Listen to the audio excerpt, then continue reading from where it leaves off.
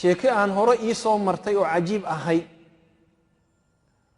oo annaka marka sheekh waxaan ula tegay sheekadii sheekh Cabdulaziz Ali Sheikh waa muftiga magaalada Sacuudi wadanka Sacuudiga ee mufti caam sheekh markan qisadii u sheegay wahadli kari way wuxuu ku waashay la hawla wala quwwata illa billah la hawla wala quwwata illa billah allahumma la tuftinna allahumma la tuftinna sheekadu maxay ahayd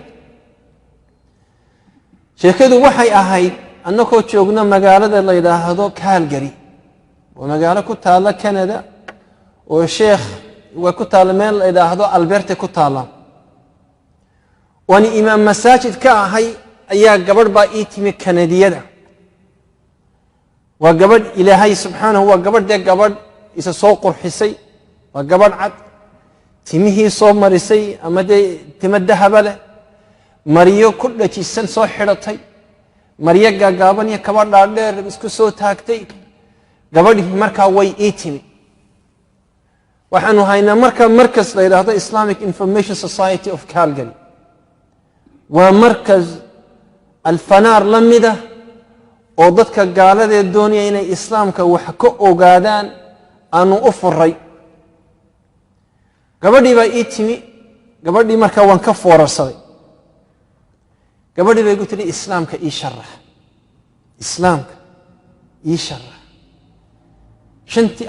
shantii rukun ee islaamka buniya alislaamu ala khams ayaan u bilaabay ma eegayo waayo gabadhii mafaatinkeedii oo dhan bay dabada soo dhigtay mafaatinkii Ilaahay siiyay oo dhan bay dabada soo dhigtay mana eegi kartid gabadhii mar waxay tiraahdaa that is beautiful waa aad u qurux badantay Ilaahay baan ka hadlaa subhanahu wa ta'ala tawxiidka inuu Ilaahay keligii yahay inaan cid kale la caabudin inaanu Ilaahay halka inala joogin inaanu Ilaahay inagu dhex jirin inaanu Ilaahay inaan lahayn inaanu Ilaahay reer lahayn inaanu Ilaahay way ka mabsuuda waxay tiraahdaa is so beautiful aad u qurux badantay diinta nabi Muhammad iyo icjaaskiisi iyo caalam al-ajinna iyo embryology-ga iyo inuu nabi Muhammad sallallahu alayhi wa sallam quraanka loogu sheegay maraaxil ibn aadanka loo sameeyo iyo maraaxil ku ji waxa dhan u sheegay aad bay ugu mabsuud marka shantii rukun u dhameeyay ayay tiri I have a concern warwar baa igu jira warwarku waa maxay waxay tiri qofkan ku hortaagan qofkaad moodaysid ma ihi waxay tiri anigu waxaan haan jiray nin gabadh baan isu bedel oo waxaan la baxan beertay waxaad arkaysid Ilaahay wixii qalabkii uu siiyana waan iska zuulay oo waan iska gooyay gabadh baan ahay Ilaahay dambiga may dhaafaya Ilaahay dambiga anigu markaa waxaan naxdin ayaa talab ma eegta mise waa dambi illa ma gabadhna ma aha ninna ma aha naagna ma imika ma kor baad u eegta oo ba wajigaad aragta mise waa dambi miyad ka jeesata maxaad u sharaxda haddii ay muslimto xagaan geeya ma xijaab aan u xidhay dumarkaan u geeya kowdha mise waxaan idhaahdaa khamiis oo xidho raggiisa soo dhex taag adigoo intan xambaarsan Ilaahay ku barakeeye haddii aan dumarka u gudbiyo haddaan idinku idhaahdo waa dumarkii nin baa la tukanaya way dilaysaan haddii aan halkan aan idin soo dhex joojiyana khushuuci daaqadu ka boodaya horta u kaadi baan ku ori marka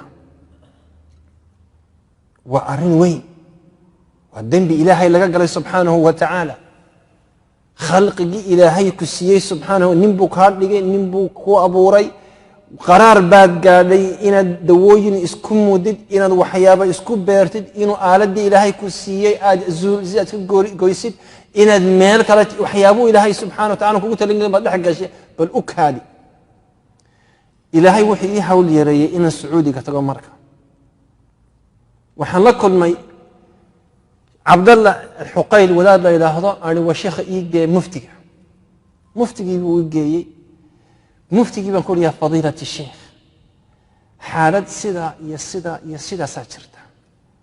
fama alxukm. wadaadkii intan ka filayey inuu fatwo isiiyo wuu dawakhay, markaasuu maroola dilaacay. qaala ayucsi illaah bihadihi ariiq, wamasaasa ilaahay dembi looga galaa. ina lilahi wa ina ilayhi raajicuun, laa xawla walaa quwata ila billah. markaasuu marra iga sii jeesta, markaasuu u ignoor gareeyeyba wadaadka. halkaasaan ag fadhiyaa sheekha, waxaan ku leeyahaa sheekh, qofka wuu isugayaa, kanadaan ku noqonaya, iftina fi lmas'ala.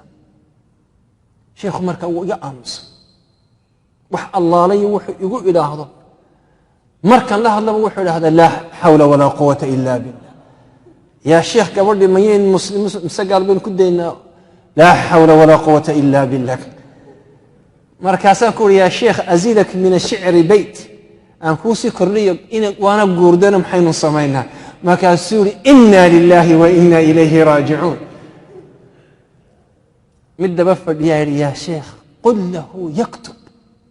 qul lahu yaktub fanajcaluha aw nadacha amaama allajna. fatwada ha soo qoro, wadaadku ha soo qoro, waxaynu u gudbinaynaa. way inaga weynaatay macsiyadaasi. fadhigii marka wixii meesha joogay oo dhan xanshashaq, war miya dhacday? ma ilaahay baa sababa dembi looga galay? ma macsiyadda? waxaan dareemay marka majliska ina dembiga ilaahay laga galay ee kanada lagaga galay ee qof gaari uu ka galay inuu taabtay wadaadka halkaa jooga. waxaana ii caddaysay markaa wadaadkan in hor fadhiya inuu dareen iimaan wadnihiisa uu ku jiro, inuu wadnihiisu marka aanu aradin oo aanu asaguna angegnayna, inuu ilaahay subxaanahu wa tacaala iimaankii ku daayey oo iimaankii ku abuuray. xukumkii gabadha maxay ka gaadheen culammadu? horta culammadii way isku way sheekh ali shaykh iyo cabdalla almutlaq oo joogay markaa, iyo alxuqayn iyo alghidayaan, intaba way joogeen.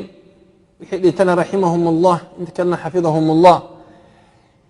way wax fatwada way isiin kari waayeen.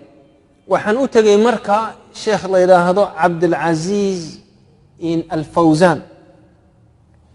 cabdilcaziiz alfawzan waxay isu yihiin sheekh saalix alfawzan, waana sheekh nala joogay maraykanka 5 sannadood oo axwaal algarb iyo mashaakilka garbi ka jira in 5 sannadood la dhex noolaa.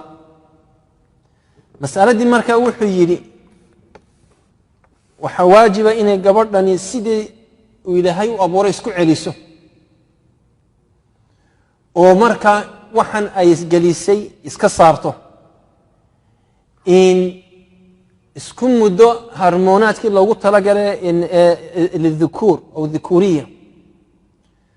markaa male hormones bay dhahdaan.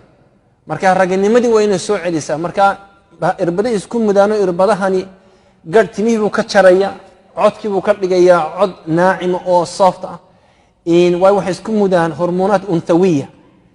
marka waa ina hormoonaad dakariya isku muda oo asligiisii ku noqda. waxay qaadanaysaa muddo dheer oo sannada ah iyo lacag fara badan. marka loo doono marka aalati dakra loo doona ilaa aalati untha wamka ayuu xambaarsan yahay.